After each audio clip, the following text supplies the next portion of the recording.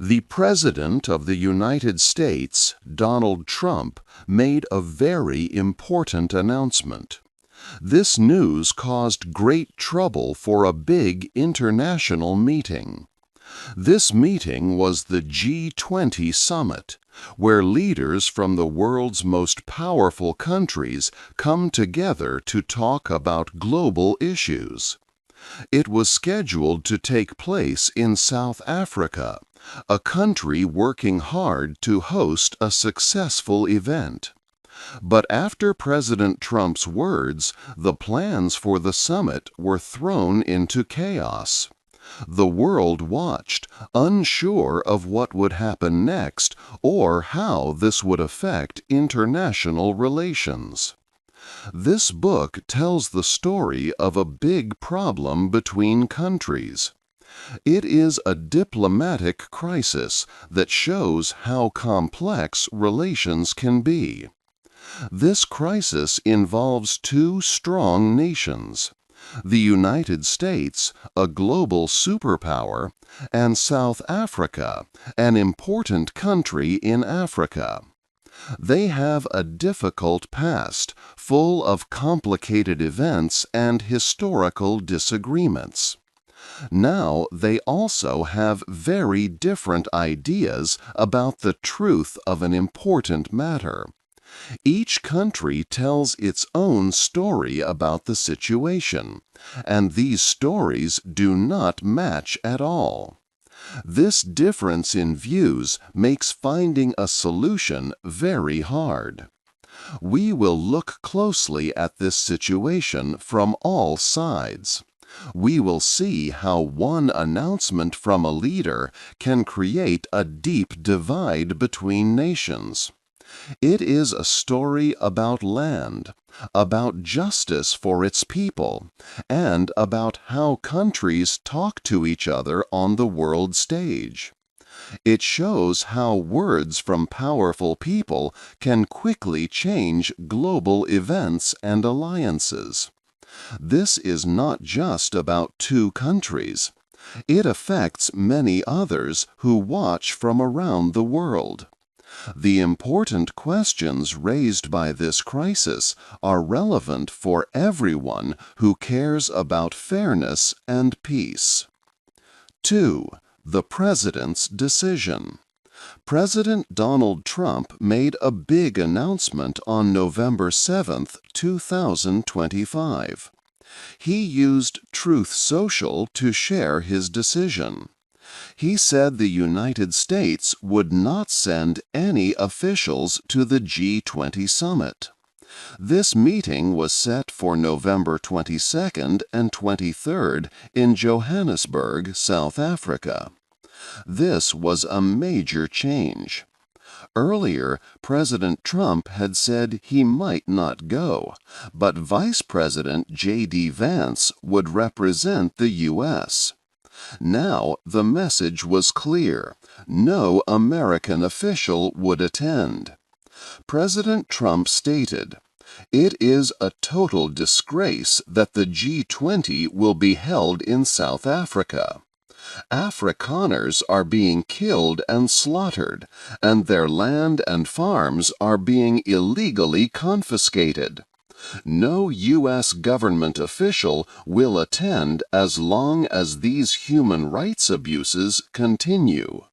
He also said the U.S. looked forward to hosting the G20 summit in Miami, Florida in 2026. This meant a complete stop to diplomatic engagement for the summit.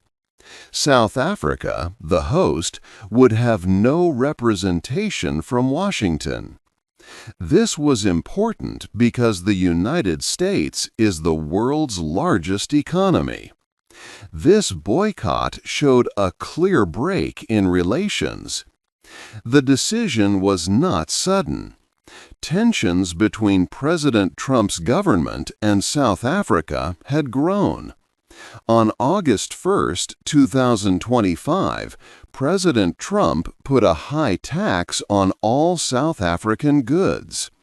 This 30% tariff was the highest for any sub-Saharan African nation.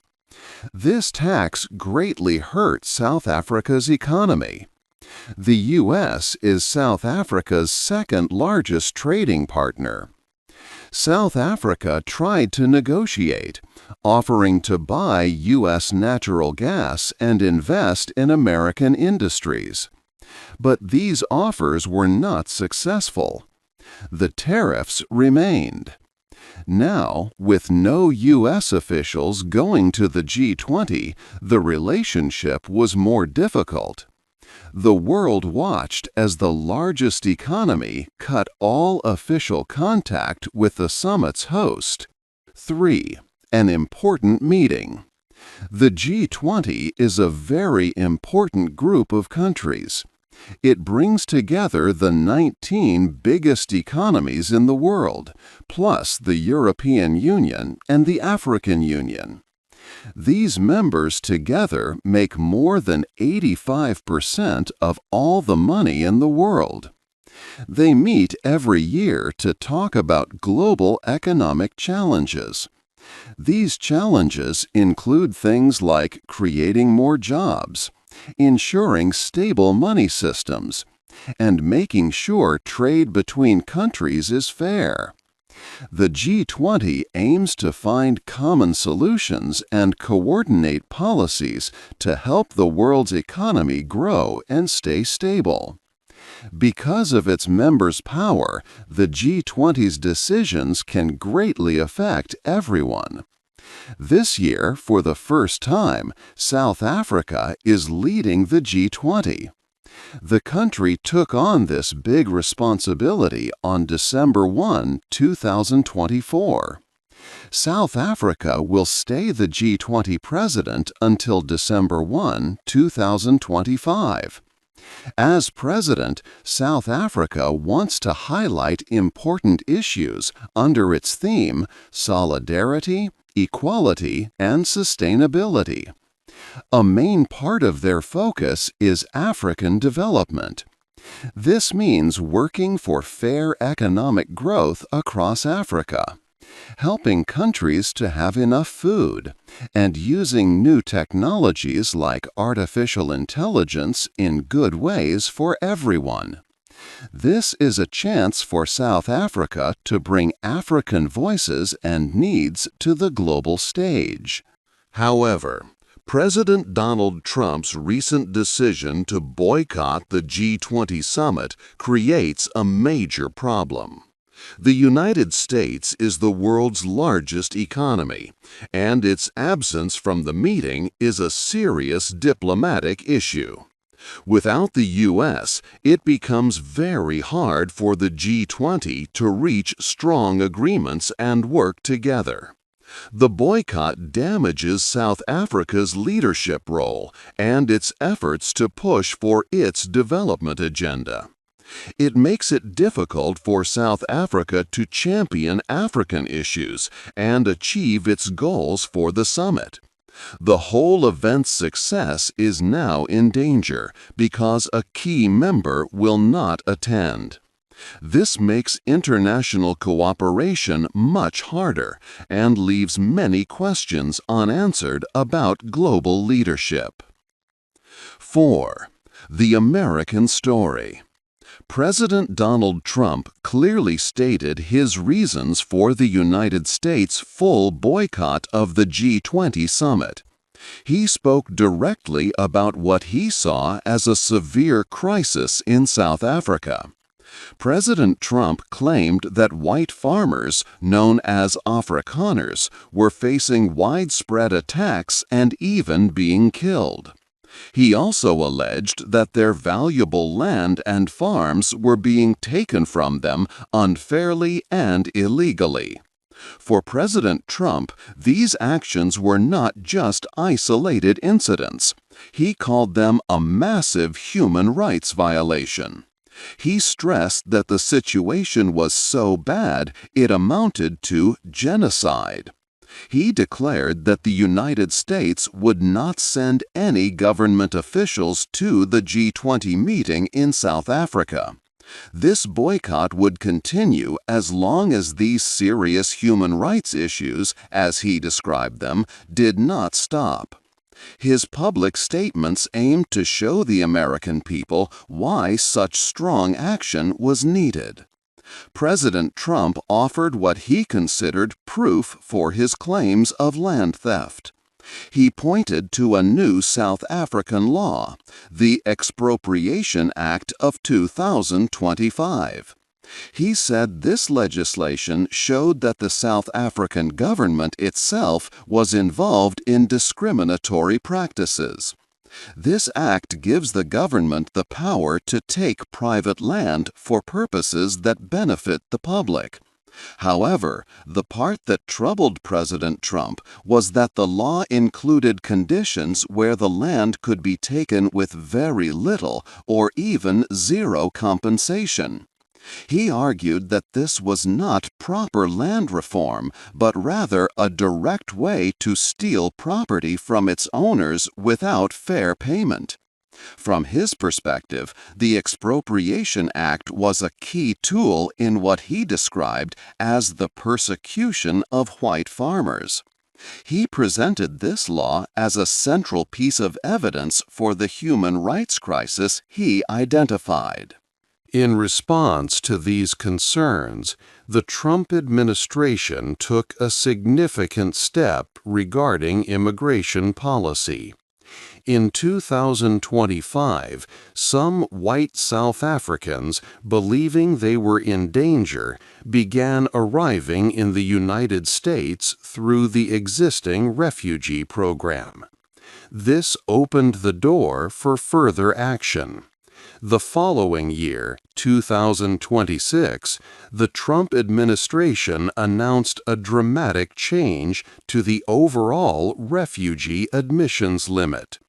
The total number of refugees allowed into the U.S. was cut to just 7,500, the lowest figure on record.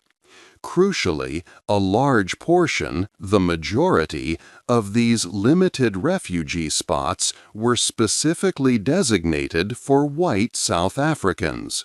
This policy shift clearly showed the U.S. government's intention to provide a safe haven for this group. President Trump made it clear that his administration viewed these white South Africans as a persecuted population in need of urgent American protection, shaping the country's humanitarian efforts based on his specific concerns. 5. The South African story. The South African government strongly disagreed with the claims made by the American president. They said his statements were completely wrong and not based on facts. President Cyril Ramaphosa clearly stated that no white farmers were being persecuted or facing systematic violence. He called these claims completely false and untrue for his country. South African officials explained the true purpose behind their new land law, called the Expropriation Act of 2025. This important law was not made to harm anyone or take land unfairly. Instead, it was created to fix long-standing problems from South Africa's difficult history. For many years, during the apartheid era, old laws made sure that most land was owned by a small white population. Black South Africans, who are the majority of the country's people, were left with very little land. This created deep unfairness and economic inequality across the nation. The new law aims to make land ownership fairer for everyone. Officials described it as an important step to update old laws that came from the apartheid period. The Expropriation Act provides clear guidelines for when land can be used for public benefit or public interest. It also sets out how people will be paid for their land. The law has rules to protect all landowners, including mandatory discussions before land is taken and the right to challenge decisions in court. This shows it is not about sudden seizures, but a careful legal process that includes strong legal protections for property owners.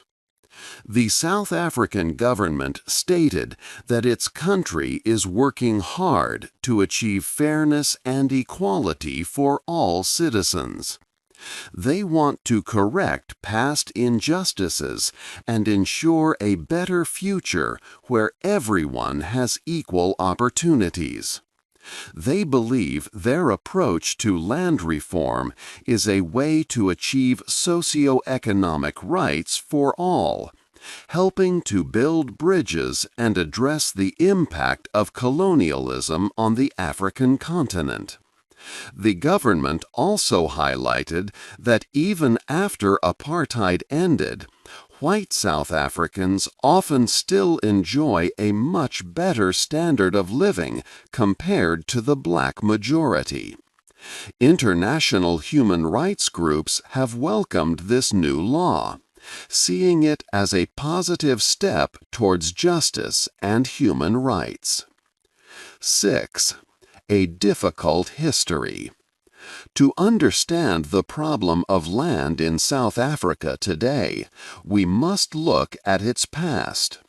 For many years, the country had very unfair laws, especially during a time called apartheid. These old laws were the main reason for the big differences in who owned land. Before apartheid, in 1913, a law called the Natives' Land Act was passed. This law was very strict. It said that black Africans could only own a small 7% of all the land in the country. This was a tiny piece for the majority of the population. Most of the good land went to the small white population. Later, in 1936, another law, the Native Trust and Land Act, made a small change. It said black South Africans could own a little more, about 13% of the land. But this was still very unfair. It meant that a few white people owned almost 90% of the land, while most black people had to live on small, crowded areas. The apartheid government, which ruled from 1948 to 1994, made this problem even worse. They forced many black families to leave their homes. They had to move from fertile lands to special areas, often called Bantustans. These areas were usually poor and far from cities or jobs. Many people lost their homes and their communities. For example, over 60,000 people were forced out of one area called District 6 alone. This history of forced removals and unfair land laws created a huge problem. It meant that black South Africans, who are the majority, could not own land and build wealth like white people could. This made life very hard for them. Even today, many years after apartheid ended, this history still affects South Africa. A report from 2017 showed the big difference. White people are only about 7% of the country's population, but they own 72% of the farming land. In contrast, black South Africans are about 81% of the population, yet they own only about 4% of the farming land. This big difference did not happen by chance. It happened because of the old unfair laws from colonial times and the apartheid era. This deep history of land inequality is the main reason why South Africa's government is trying to change land ownership today. They call this land reform. The goal is to fix the wrongs of the past and create a fairer country for everyone. 7. Numbers and rules. The previous chapters talked about President Donald Trump's claims regarding South Africa. He spoke about attacks on white farmers and illegal land taking. But a closer look at the facts showed a different picture.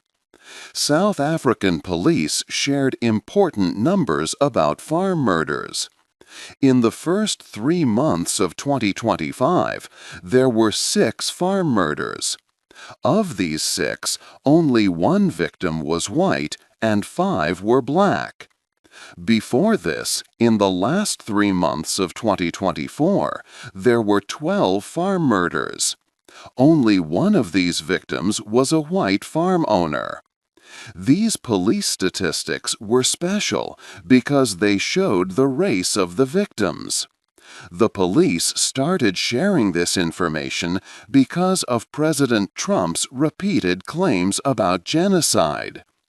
An organization called AfriForum, which works for white Afrikaner farmers, also collected data.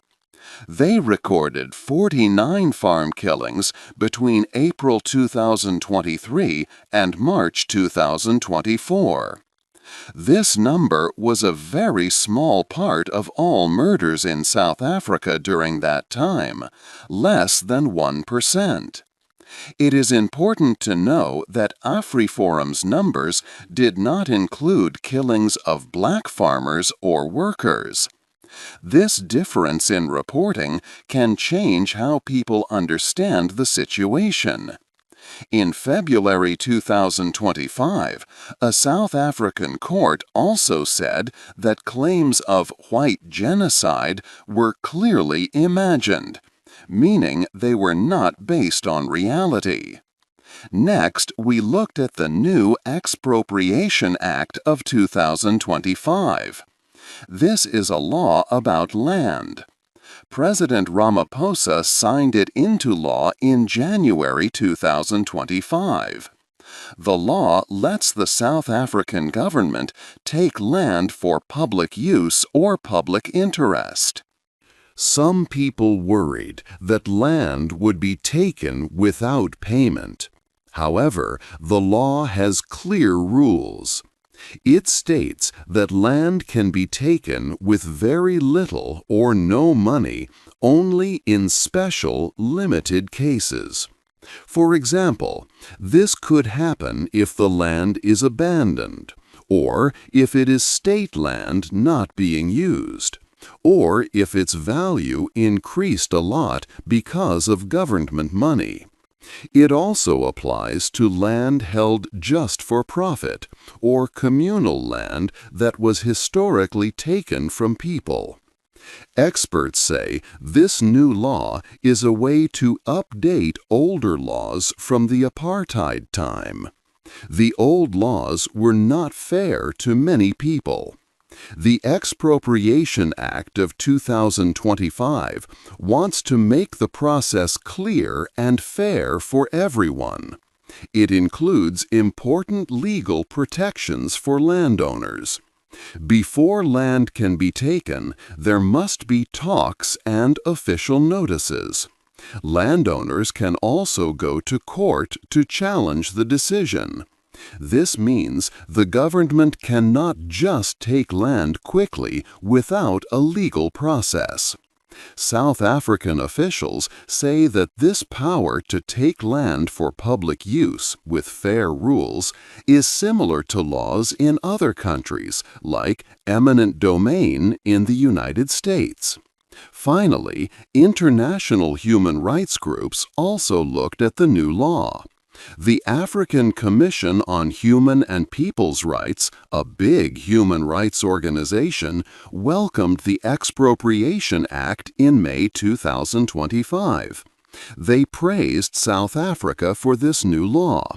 They said it helps to give people fair access to land, fix old problems from history, and make sure people have their social and economic rights.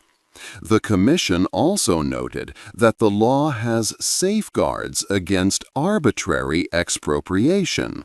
This means it protects people from unfair land seizures.